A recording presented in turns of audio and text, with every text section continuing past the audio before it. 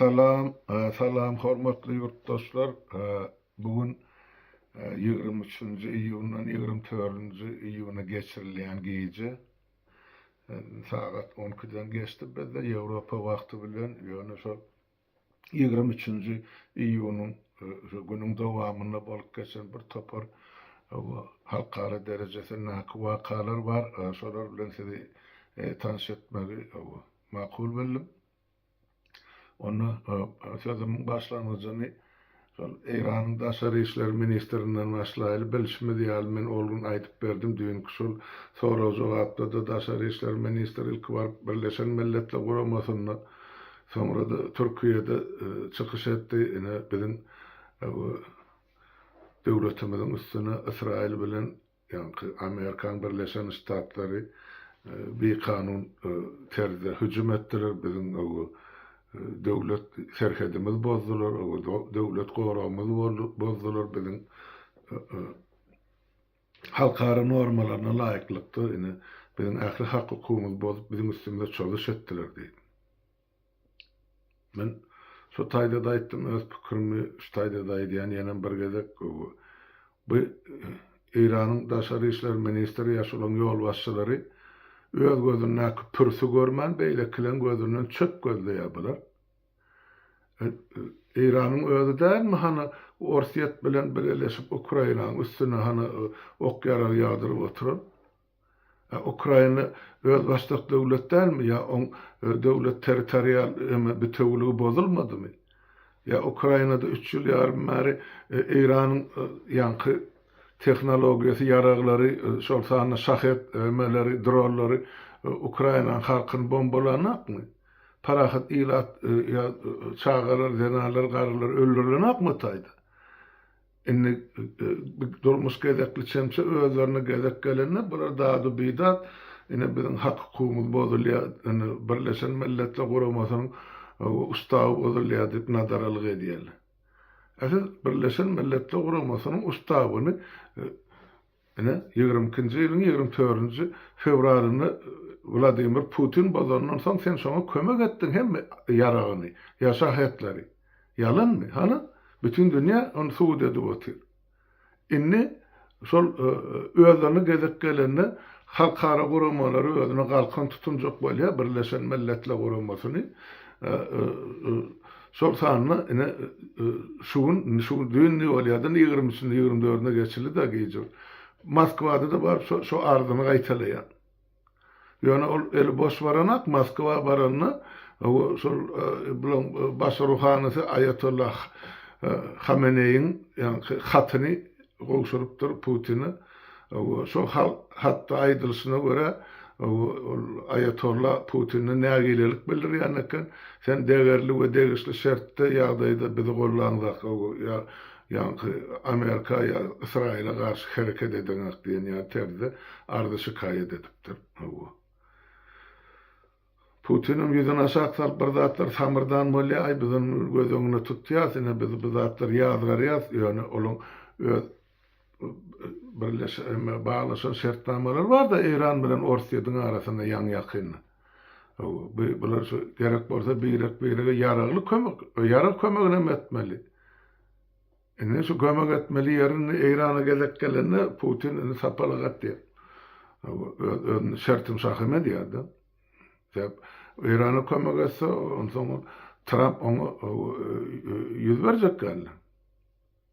Ya da Trump häzirim näme bilen oturjak belli däl, ona yeter häzir bolup aýtjak bolýan zat Moskwada da barıp ýene de şo ýerde nazaralyk edýär. Ene şolar ýar biziň hak hukumymyz bozulýar diýip. Ýöne hak hukumy bozmak özlerinden başlady. Onuň adalatyň hatirasyny aýtmagymyz zarur ýurtdaşlar. Egerde mesele maýdaýly İsrail ya da Amerika şu parahat oturan İran'ın üstüne öz kellesine gelenle de çoğun bolsalar onu hemme döwletlerim ýazgarardy. Şol sany şahsiýet hökmüne menem ýazgarardım. Näme üçin parahat oturan ilatyň üstüne döwletiň üstüne çolýandy. Bu dünýäde terrorizmiň ojagy bolup duran we İran özü ortaga oturup bütün şol Arap döwletleriniň içinde öz terrorist toparlaryny döredip 40 yıllap gıygırıp otyrar, islenlik burçtan, islenlik köçeden, Amerika ölüm, İsrail'e ölüm, o söz bilen çaklenen aklı hareketler bilen şu devletlerin adımları eline düştü, damağın tersine çalyalar bilen. Ondan şu bolluğu mu? Ya olan şu parahat devletliğini anladı yani. Onun bir yankı atamını yara yüze çık ya. İkinci Cahan Ursu derler, yurtta sor bir o taraf bu taraf bol avtomada atışar yani. Ni yağdarını bombalar var. O bilen bütün dünyanın pıtıradıp bolya. Ni aydılsına göre İran'la şu yarası 3 tane laboratoriyasını pesinden aydılyanlar pesinden 400 kilogram baylaştırılan uran mağdanı var diye. Ya cismi. Men fizik yadırşıktan yani şu bilyan zadım, esten zadım size yetirmek söyle. Şu uran baylaştırılan uranın şu atomlu bomba yasap bolya. O yer şarın çığırsa da gelişmen duracak değil. Yönü inni son yank laboratoriyaları yerin dağın teyinini kayalan teyinini yerleştirilen şu 3 tane laboratoriya her birinin çumluğu 100 metre deyip aydılıyor. İnni olup Amerikalı bombaladı, iş bitti deyip Trump çıkışını yönü ne derecede şu bombalar var şu teyine yetti 100 metre. Hep onu yetmek için bir bomba yeterlikte şu bir bombanın düşen yerine yaşayan bir deşigine ikinci bombada gönül gelip girmeli. Hep bir bomba 60 metreden 70 metreden yukarı alana ikincisi gelip olsa onunla demek 100 metre çumluğa barıp yetiyor. Eğer şeyde partladılar mı olsa hani onu şu laboratoriyalardaki uran baylaştırılan uran yine son gurrun ne de otuysunlar bütün dünya ekun meri. Nira gitti. İranlılar aydiye biz o taydan çıkardık diye. O tayda yok diye. Ona nerede sor? Ya olsa tayda bolun mu olsa, partladıran mı olsa, inni on radyasası yuvastan çıkıp şu Tuğrek'teki ahri regionu yayracak. Sorsanı bizim Türkmenistan'da da Azerbaycan'da denemen berk taraf yani o ağır tarafı nirelere gitse o bile işimiz yok oluyor. Her benne öz ağıran yerini tutar diye de bir de öz ağıran yerini tut diye Türkmenistan Azerbaycan'ın üstüne gelecek sol eğer sol yerin aşağından sol urulup uranın yemesi çıkan varsa cisimleri ya zahiri Azerbaycan sonun monitörde duoti. Monitör demek son barla vati hovani suvi yeli nirden ösya nira var ya son Azerbaycan'ın üstüne gelecek mi? Eğer son tozan var asmanı kalan varsa.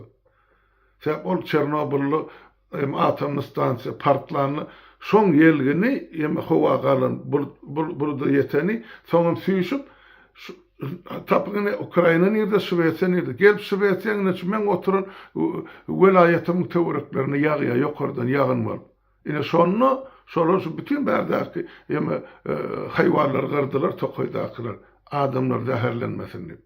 Sebep atom cisimleri yurttaşlar. O bir sekundda darga bilen ömesi var ya da 300 yıla çelli dargaman yerde yatayanım var. Son 300 yıllar fon vermeli, geçip duran teorikte adam olsun, hayvan olsun, ösümlük olsun, su olsun, şonu zehirleye. Yani, bir vada ölüyenler var, cisimden yok bulup gidiyor, gayip bulup, ama 300 yıla çeken cisimde var, darganak, pıtıranak sol. Düşen yerine yatıyor. Daş teorinin zehirleye. Yani, sol 400 kilogram baylaştırılan uran nerede? Bütün dünyanın önünde şu sonra oluptur.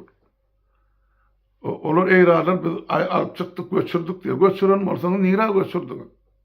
Enne şuun kuğun yemedi yerlerde. Yani fikir ediyorlar. Haysi yolun eyran çıkarıp bellika orsiyedi mesela. Guriyer bilen olacak olsa onun Azerbaycan'ın üstü bilen bir yol var. Denizin üstü bilen olacak bolsa gönü sol Kaspий denizinin üstü bilen gönü olur Astrahan'a çıkarıp beliyali Orsiye'nin gönü teritoriyasını. Yok, bäri tarapdan demir ýolun çykarjak bolsalar, ana Aşgabatyň üstünden demir ýolun gönim Orsiýadaky daýmaly. Özbegistanyň, Gazagystanyň territoriýasynyň üstü bilen. Indi şonu gözläp tapan akly, nire çykarlanan bilen ak.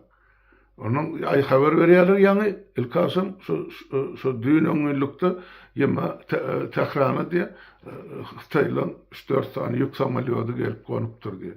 Näme getiripdir, näme kidipdir onuň bilýän hiç kim ýokdy. Eger şol uran Hytaýa giden bolsa, onda ne ýaşy? Säp Hytaýyň öňden eýän bar olum ýadro ýarary ýa atom ýarary. Emma bu dünýä gorkýandagy ýurtdaşlar. Şol ýemani jesimi ýa-ni baýlaşdyrylan urany terroristin eline düşmezligine alet edýärler. SSR ýykylanmada şeýle boldy. Şu SSR dargady boluşyň hemme dünýäň bar aradasy şu SSR atomny ýarary, ýadro ýarary dargamasyn üçünji döwletliň ýa bir toparlyň eline düşmesin.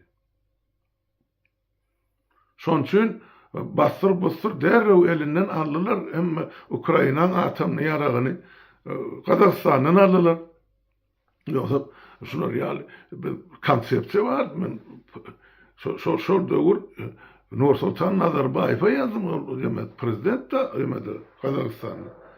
Anny bular Orsiýet öz başyna Ukraina, Belarus bilen öz başyna üç topok bolup bular özara döwlet töretdiler, Belaruska puşşady.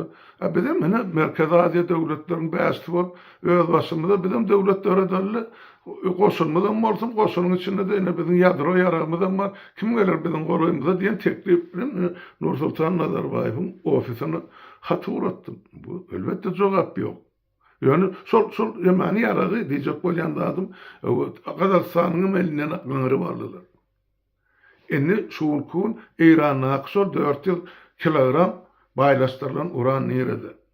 O 400 kilogram bilende ägir tat onu almak üçin ýyllar boýy şol jisimleri gazyp onuň pererabotka edip işi gatykan onuň fizikler, ýaderşikler bar bolsa çykyş etsin ýaştaýda ýazsalar şol prosesi nädip geçirilýär. Bir iňe bilen guýgadan ýaly iş onuň almak üçin ol urany. Şoň üçin şu 400 kilo ýa litr diýip aýdylýar, şol ýok şuwkun niýedegi belli däl.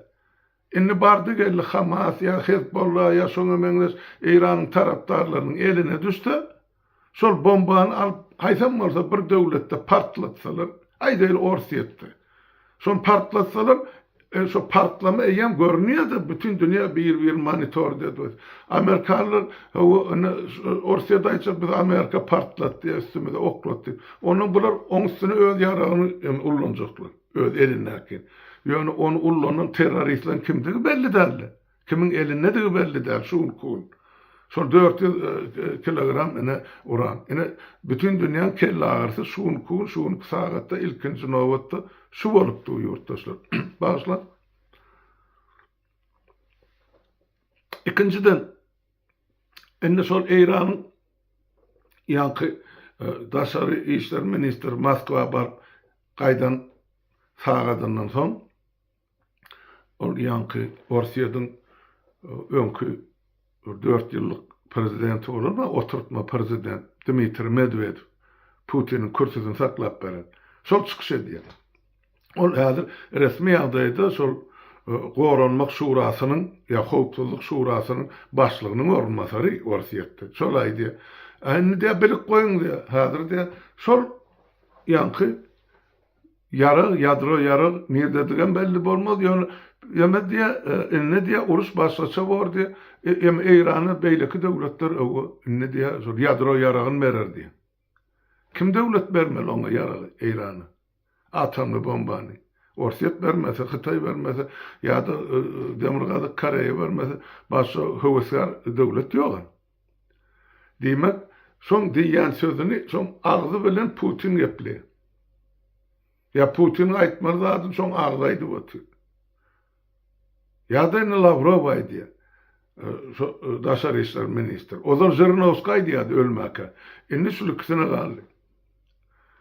Ýöne bular ýaly haýbat adylýan bolsa diýmek dünýä ýa o dünya 3-nji jahan uruşuna däli bular eýem ýanky atamny urşaýam ädimätdir. Täp taýda kontrol ýok. Şuman bütün dünya bolup tapyp bilen aklar şol 400 kilogram baýlaşdyrylan uran nerdedir. Ene problema bir tutaydy. Ondan şuň habar berilişine göre İran'ın şahzadesi var. Önkü şol Kovlan Padşah'ın oğlu, onun Pehlevi adı, onun familyası şol. Şol şuň İran halkyna ýüzlenipdir. Men şahzada hökmüne ýurda barjak. Gelin bileleşip täzeden İran'ı guraly demokratik döwlet şeklinde ýa terdenledip. Näme diýipdir? Birinji öňe süren konsepsiýasy İran bütöw bir döwlet bolmaly diýipdir. Bu diýdigi näme? Şol İran'a görýän men dün bir konuşmamda aýtdym da şol İran'y esasen diaspora var, iki sany uly. Azerbaýjan diasporasy hem Türkmenliň diasporasy. Şo taýda döwlet parçalanmasyn, bölünmesin, hiç ýere gitmesin. İran şo bütewligine galsyn. Ha bolýar, goý galsyn, ýöne onda şol diasporalary den hak hukuk bermeli. Olam şonu garanti edýär. Men şoňa garanti berýän, men şoňa hemme etmeli işi bolşýalyny konstitusiýada ýazar. Şonu mederdi. İkinciden aýdany şol İran'naky hemme hareketler var. Ozallan gelýän bilir İran Tude partiyası var diýir. Tude diýmek şol Komünistler partiyasy.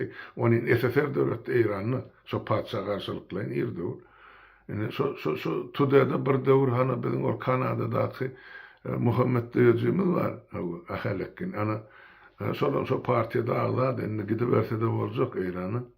Ana inkılap täzeden geldi. Ne şey diýip aýdyn. Sebäp inni ol aýtdy şol birinji punkt şol İran'yň bütewligi. İkinji punkt konstitusiýany ütgetmeli. Şo taýdan edilmeli. Üçüncü punkt iň esasy da İran dini döwlet däli, dünýäwi döwlet bolmaly. Dinarlar döwleti dolandyrmaly dälilen teklibi ini öňe sürdi. Şuň daşyny İran halky şu konsepsiýany ýa şu teklibiň daşyny ýygnanmagy şol halka ýüzden teklip etdi. İkinciden göni eden teklibi ýene bir şol İran şu halky ayatollahları var ýa mollalar, rejim saklap oturan. Şolara ýüzden hakimiyeti tawsyryň halka. Men barýan idi. Üçüncüden ondan ol ýema ýüzden İran'yň harbalaryny siz diýdi häzirem bir pille şuň halkyň tarapyna geçip hakimiyeti halka gowuştursaňyz onda siziň garşyňyzda hiç jeza ullanylmaz diýip aýtdy. Ene şu konsepsiýa bilen ol halka ýüzlendi. Sonum inni İsrail'in golluya, Amerikalıların köpüsü golluya, inni şunu häzir halka yetirmeli. Bilemek nähil ýollarny ýetirjekler. Elbetde radio, telewizioniýa, listovka ýa özü barjak. Oňa şert bolan döwür ýa ine goşun halkyň tarapyna geçjek. Ine şular ýalyny iň wajyp edilen teklibiň biri şu konuşy. Ozal kim bolar diýip köp ýemediýärler-de, İran'y ýol başçylygy edämeli, diasporalaryň ýol başçylaryny hany kulpeye konedik geldi bu rejim 79-njy ýyldan bäri. Indi şol resmi miras düşer hökmüne şol İran'yň şahzadasy var. Olum Amerikada ýaşapdyr. Indi ol ýene de bir zat aýtdy, ýene bir nawajyp başladı belli kesmel. Biz diýdi, indi parahatçylykly İran'y, demokratik İran'y urjakdy. Şondan soň diýdi, biz hemme döwletler bilen demokratik terde ösnaşykly gatnaşykça boljak. Şol sanyda İsrail döwleti bilen niýet. Seredin. Şol sanyda İsrail döwleti bilen niýet. Bunda da ýene de bir esas var. Yankı şu şazadan gıyri adı iman önkü patşan gıyri aktığı olyadı. Şol Amerika'da yevre yigit bilen maşgala uranıya öylenen. Ine onun öz maşgalasy ine Pars ýewre maşgala urulan. Diýmek şol Parslaryň inni ýanky aýdary bir ýewreýler bilen hiç gelecekde düşmançylygyň bolmajagynyň bir alamaty diýip görkezilýärdi. Egerde biz ýurtdaşlar könek kitaplary okasak, görsek, padşalyklary teretsek, padşalyklar şol bir düşmançylygy besetmek üçin şol oğul öýrüp çykyrýan kellerde bir şo taýdan garnaşlyk açylsa diýmek eýem ikisiniň arasynda iki döwletiň arasynda uruş ýok. Onu şu kitaplar okan adamlar bilýän gatkan tarih o ya tarihte bolan padşalyklaryň gatnaşyklar şeýle bolan. 50 ýyl uruş bolsa da soňuny bir gyýda bolup berip şeýtler bilen uruş ýatyrýan kellerde. Inni bu meselede de Eýranyň ýa-da Israýlyň beýrek bilen inni gudawçylyk garnaşlygyň ýolum açylýardy. Sonra ýanam näme diýdiler, şo taýda aýdylanda inni şol töwerekdäki regionlara da täsir etjegini görünip duranda, onu men öz adymdan aýdýan. Eger Eýranyň rejimi ütkese, demek Türkmenistanyň Türkmen ütkemeli, Özbekistanyň da, Täjikistanyň da, Gazagystanyň da, Kyrgyzstanyň da. Bir Orsiýadyň oturtma ýanky serdarlary hemmesi tarihe gitmeli var. Öz halklarynyň özleri jogap bermeli var. Nähil ýol bilen häkimet başyna gelen bolsalar, ýa näme jenaýet eden bolsalar. Indi şu zatlara bizim halkymyz taýýar bolmaly. Hemme taraplaryň bu ýerde näme boljak biz bilemzak. Ýöne bir sutkaň içinde bolan wakalar şeň tekemmejigini aýdama.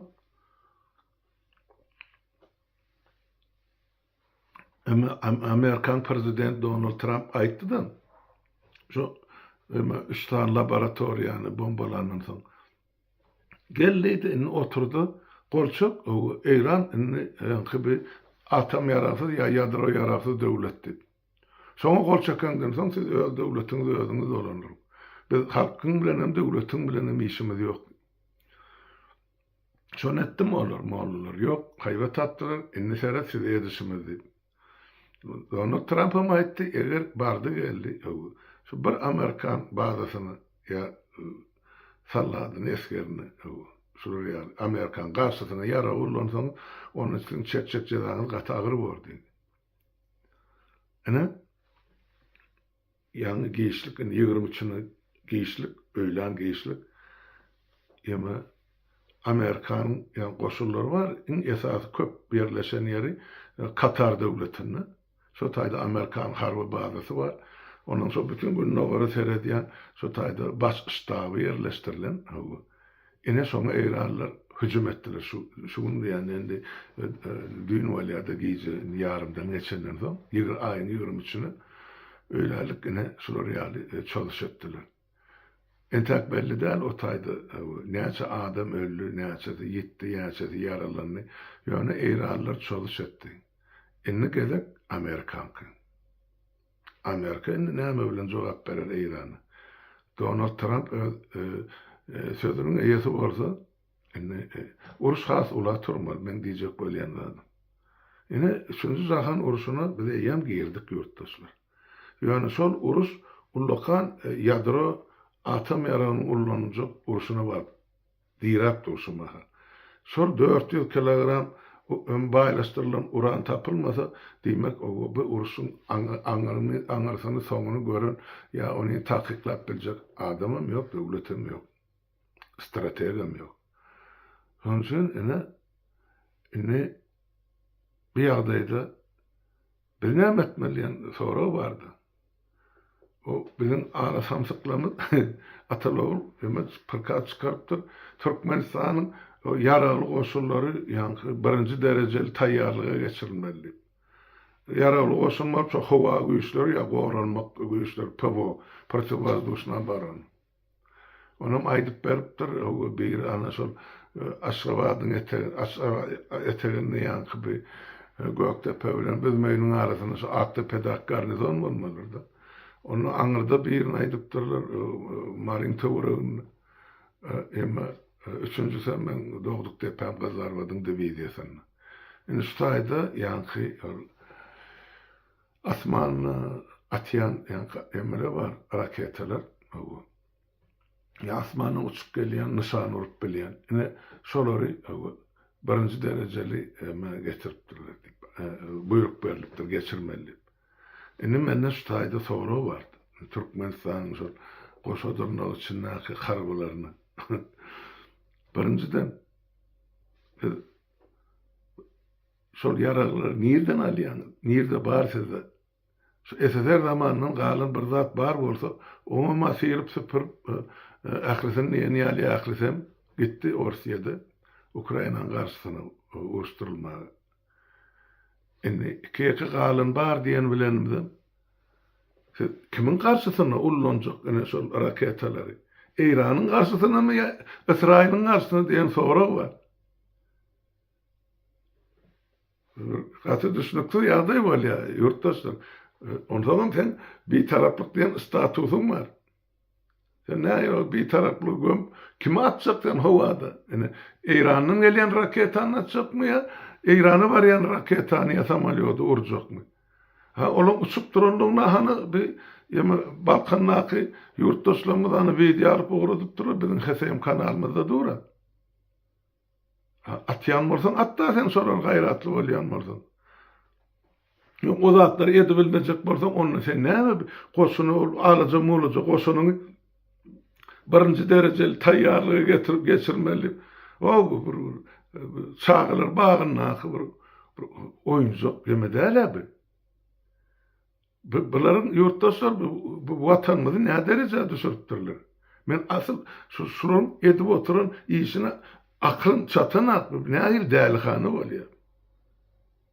O ne edip sen bolyasun sen münzani raketin var değil.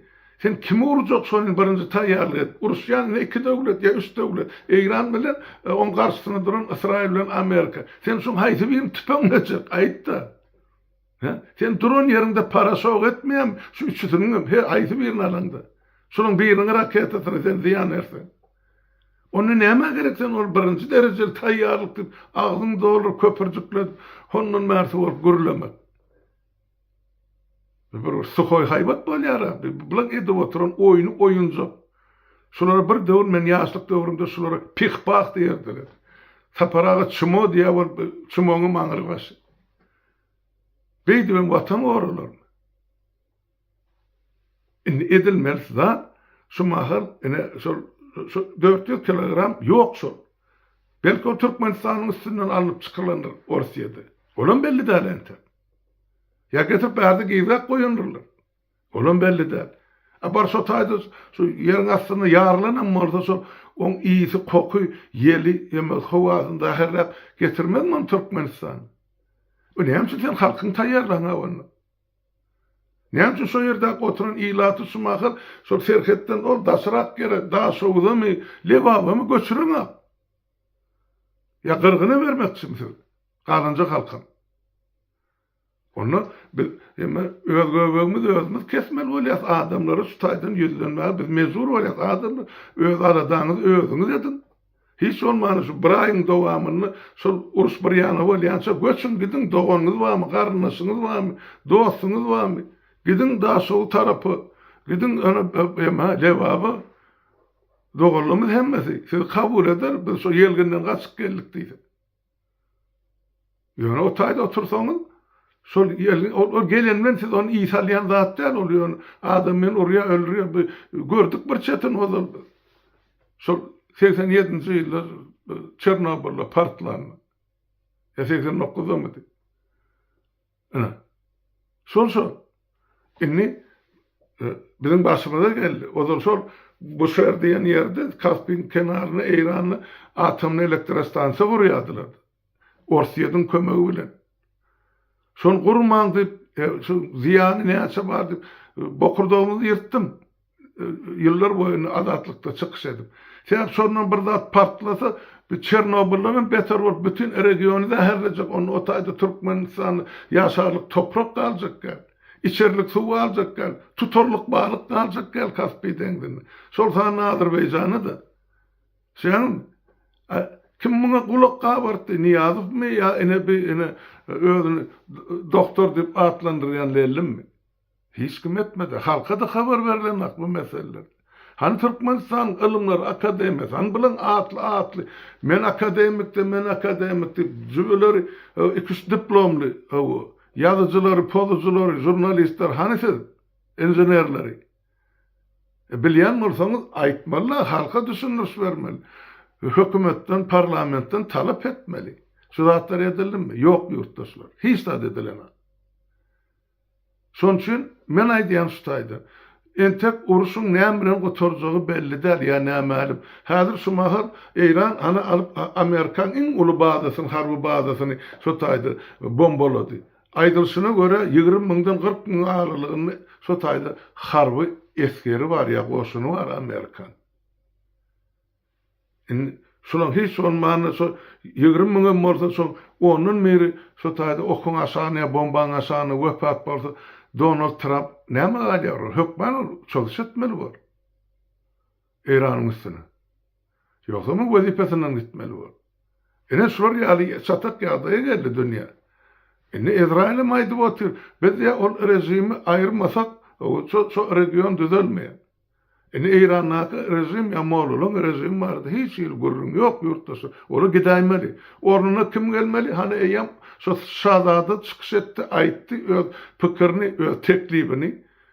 Onun demokratik yol bilen ya düzgün bilen yöreljek bolsa o padşah bolanyň näme diýeni var. Hani bizde de Şweçiýada da padşah var, Daniýada da padşah var, Norwegiýada da padşah var. Bildirýän zady ýok bizde. Ol öz köşkünni öz işler bilen hökümet öz işine etdi, parlament öz işine etdi, biznesmenler öz işine etdi. Bular hemmejigin aýyl-saýyl edýän kanunlar işläpdi. Onun için şu Moğollardan yüzesi gowy rejim bolsa görnüp dur şunkun.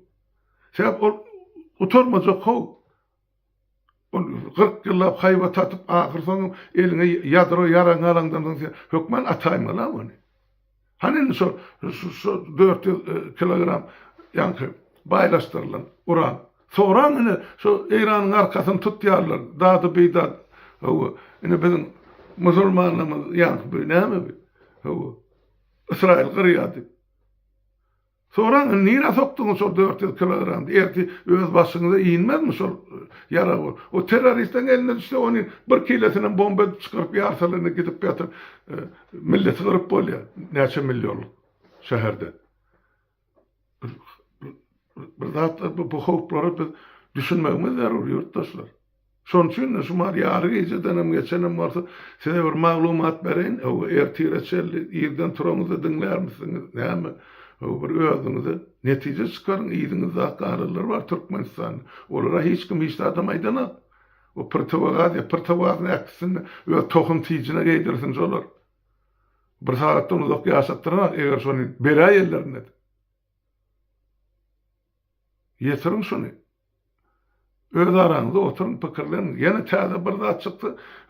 Ertide buyurunu çıkacağım görünüktü. Ben size elbette haber yetirim. Görüşüme göre, bilişime göre, eşleşime göre. Bu zatlar beydip koymayın yurttaşlar. Böyle ya, onun şuurlukçu. Hem mənizin oyunuza sağlık, sağlıkta görüşelim.